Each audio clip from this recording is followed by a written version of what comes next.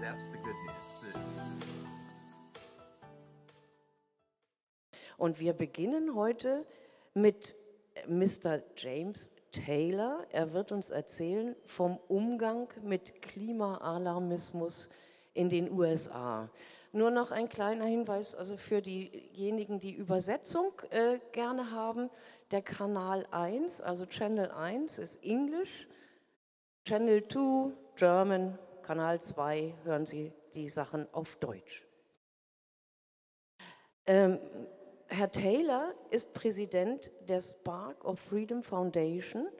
Das ist eine Stiftung, die darauf abzielt, die öffentliche Politik durch die Förderung freier Märkte, erschwinglicher Energie sowie allgemeinverständlicher Energie- und Umweltlösungen zu beeinflussen. Und er ist Senior Fellow für Umweltfragen des Heartland Instituts. Außerdem Herausgeber der Environment and Climate News, einer monatlich erscheinenden Zeitschrift über Wissenschaft und marktwirtschaftliche Lösungen zu Umweltproblemen. Er ist Autor zahlreicher Aufsätze und auch Bücher. Er studierte Wirtschaft und Atmosphärenforschung am Dartmouth College und er ist präsent in der amerikanischen Öffentlichkeit, in Radiosendern und in fast allen Zeitungen der USA. Und er hat auch Gouverneure und staatliche Gesetzgeber in Energie- und Umweltfragen beraten und auch den Präsidenten. Und wir freuen uns jetzt sehr auf seinen Beitrag.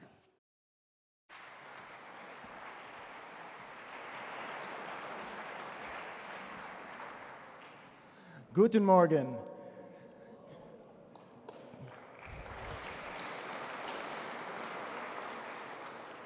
First of all, congratulations on making it here. I feel like we've been in the middle of a James Bond novel for the past couple of days, ducking behind cars and side streets and doing our best to avoid the thugs who are out there waiting to shoot us down. It's not too far from the truth. And yet here, I just found out about an hour and a half ago where we'd be meeting, and nevertheless, we have full seats. So congratulations, thank you so much for your perseverance, standing up for free speech and academic freedom in the face of those who would take it away from us.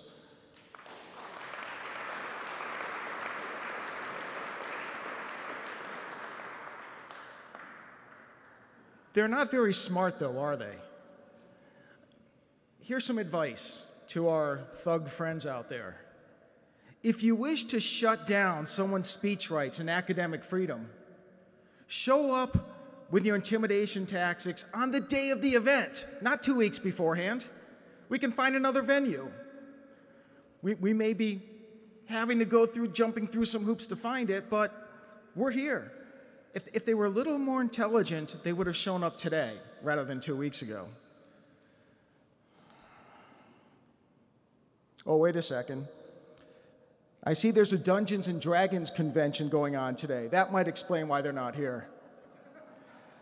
When you live in your mama's basement, a Dungeons and Dragons convention is a very important thing, and probably more important than your protest and your thuggish tactics.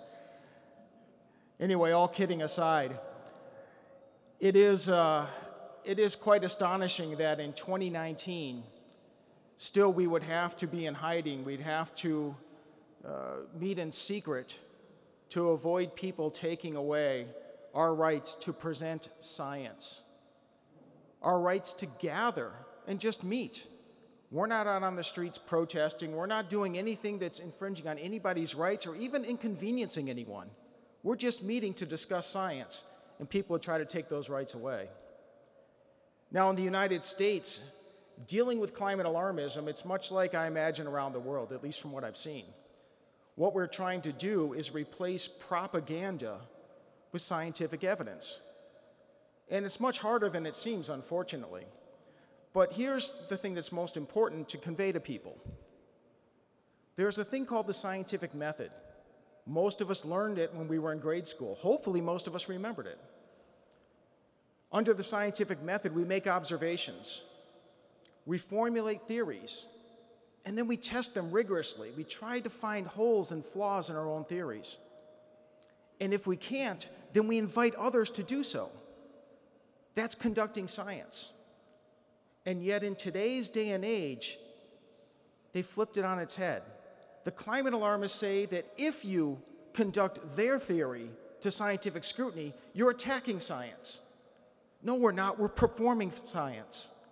And all the speakers that you see today will be performing science.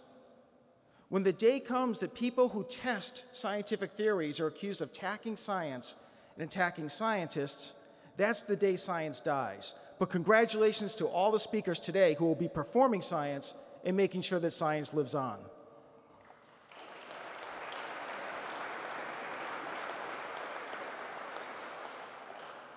Now, I'd like to present a few slides that demonstrate what we're up against in the United States, combating alarmism there.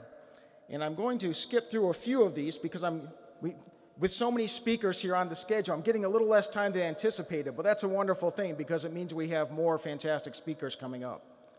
But the first topic I'd like to address about climate alarmism in the United States is there's a push now to make the claim that climate change is causing droughts in areas that force refugees into the United States. When people come across our southern border, oftentimes illegally, the claim in the media and by climate alarmists is it's our fault because we're creating drought around the world that gives farmers no choice but to flee their lands and come to the United States. Here, for example, this is an article that is from the UK Guardian from October 30th of last year. It's called "The Unseen Driver Behind the Migrant Caravan, Climate Change." And the subtitle is, "While violence and poverty have been cited as the reasons for the exodus, experts say the big picture is that climate change is forcing farmers off their land, and it's likely to get worse."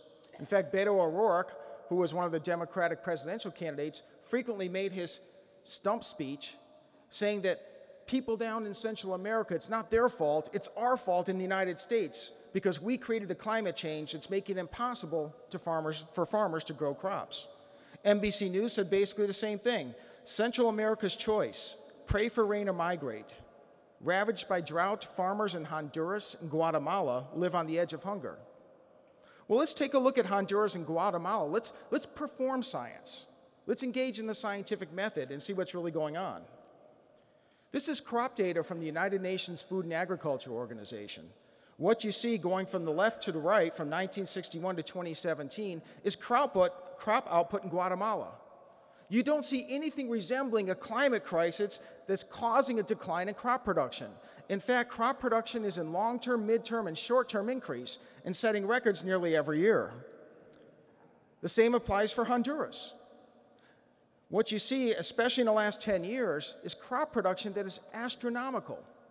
The problem is in the United States and elsewhere, they read the media stories, and the media and the climate alarmists count on people not to go and look at the actual data. It's our duty to present that data, because if people are informed, people are intelligent, they'll make the right decisions, they'll see through the fraud. But if they don't have access to the data, then they believe this is really the case instead of this. And it's not just Guatemala and Honduras. Elsewhere in Central America, here's crop production in Ecuador. Again, steep, dramatic increases in productivity. Mexico, same thing. Nicaragua, same thing. Panama, the same thing. All of these nations throughout Central America, you see increasing crop production and records being set nearly every year. Yet the media tell us something entirely opposite. And most Americans believe the opposite of the truth. It's also the case in the United States. Here's a National Geographic article, "Food Security is National Security."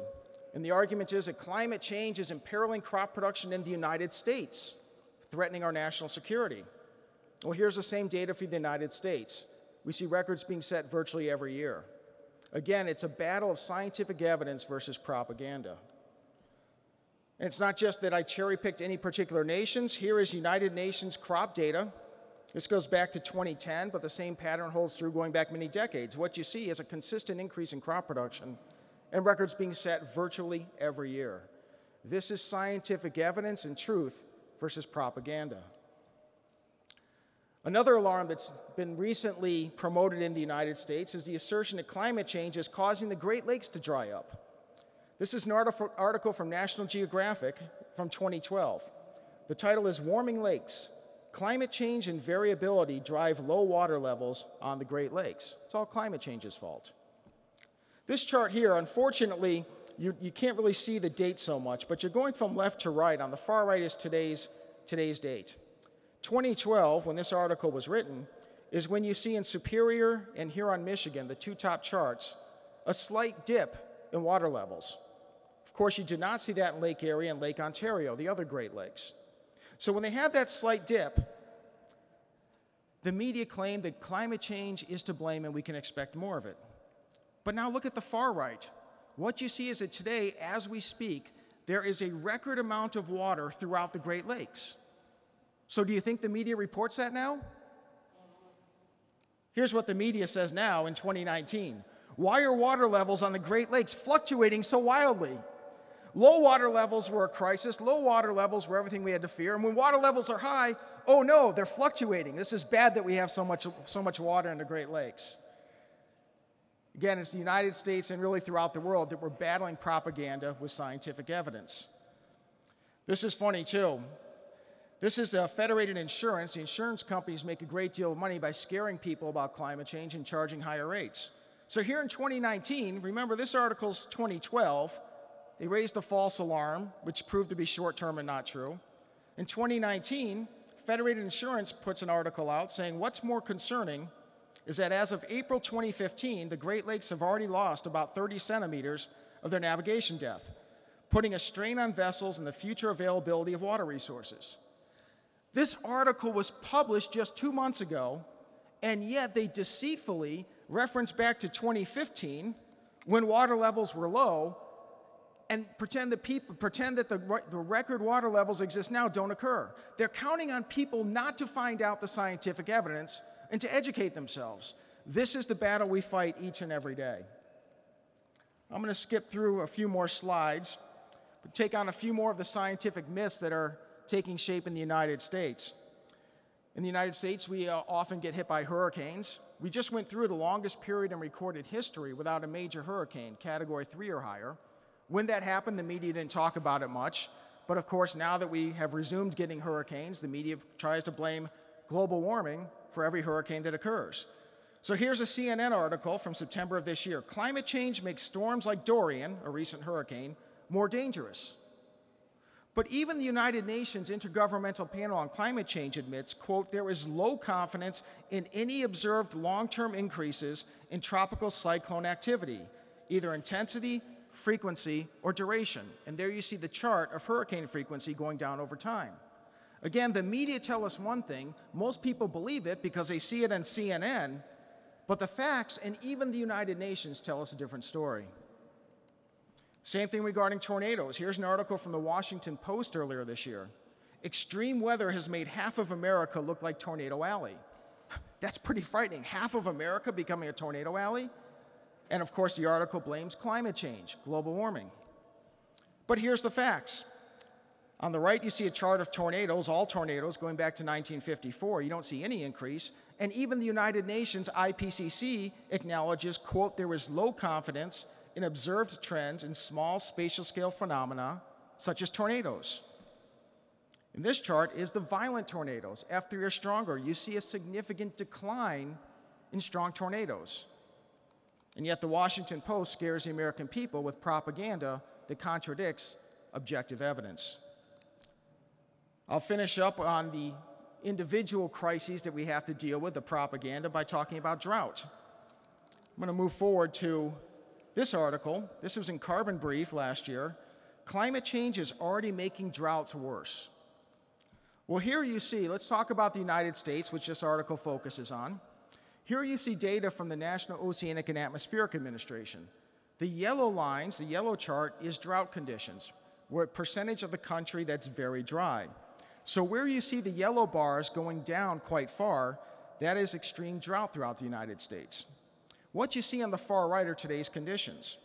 And what you also see is that it has been approximately 40 years since 40% or more of the United States has experienced very dry conditions. That is by far the longest period in recorded history. In fact, if you look back prior to 40 years ago, you would see those conditions occurring at least every decade, usually several times per decade. Yet, according to the media, climate change is already making droughts worse. The evidence shows something entirely different. A couple other points I'd like to make. This is the International Journal of Climatology, a peer-reviewed study. It says from 1951 to 2010, for most of the conterminous United States, drought frequency appears to have decreased during the 1901 through 2014 period. Again, the scientific evidence shows droughts are becoming less frequent and severe. Carbon Brief tells us something different. Also, in 2017, according to USA Today, drought in the U.S. fell to a record low this week, with just 6.1% of the lower 48 states currently experiencing such dry conditions, federal officials announced Thursday. Now, we can go topic after topic after topic that the climate alarmists like to present. But what we see time and again is there's a propaganda effort that they count on people believing because they hear it in the news, but don't access the actual facts. Fortunately, we have the internet available. Not just the experts, the scientists who will be speaking throughout this conference, but common people can go and find the truth. And I encourage you to share that information, share the truth, and share ways of finding the truth with people, because that is the only way that the scientific method will prevail. Sound science and truth will win out. But if we get the information to people, people are intelligent, people make wise decisions, and ultimately, truth will win out. One final note, I'm going to skip through to the end here. I encourage you, on your own and to share with people, what you saw me presenting today on droughts, tornadoes, hurricanes, etc. These are issues that sometimes politicians get ambushed with. They get the gotcha questions. And where do they find a quick source for this information? Also, students, teachers that get inundated with this false information. We are presenting at the Heartland Institute a new website. It's called climateataglance.com. You're seeing a screenshot of it now. Nothing's up there yet, but it's going to be up very soon. And what we're going to present, here is an example, are single-page summaries, scientific summaries of each global warming subpoint. So when people want to learn about hurricanes and what the truth is, or tornadoes, or temperature trends in the United States, they're going to get a concise document that they can digest very quickly, but also is scientifically well-sourced, scientifically compelling. So you have quick bullet points, a short summary, and a good visual to explain it. I hope that you will look this up. It'll be going live in a month or two. Share it with your friends, share it with your neighbors. This is how we're going to prevail on the science. With that, I thank you very much, and I hope you enjoy the program.